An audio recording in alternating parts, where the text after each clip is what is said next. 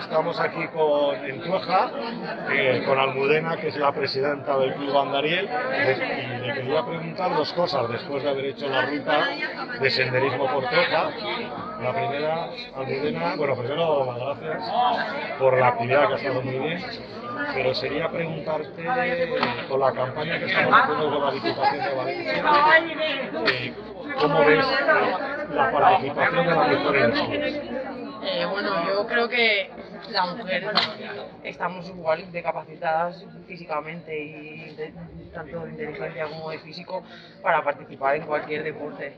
De hecho, pienso que esto debe empezar no con una edad ya avanzada o tal, sino desde niños.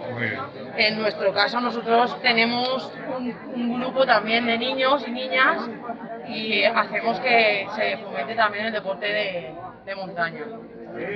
Perfecto, pues casi me has contestado la segunda pregunta, que es un poco qué es lo que harías para potenciar que la mujer haga más actividades en la montaña. Si piensas que a lo mejor debe haber más mujeres como tú que sean presidentas de club, Sí, que bueno, no es lo normal. Sí, bueno, opino, o sea, digo lo mismo, estamos igual de capacitadas en cuanto a formación muchas veces y en cuanto a todo que los hombres, y algo ya lo hemos demostrado durante ya muchos años que llevamos ya reclamando el tema de igualdad y tal, luchando por ello. Muy bien, muchas gracias, Almudena.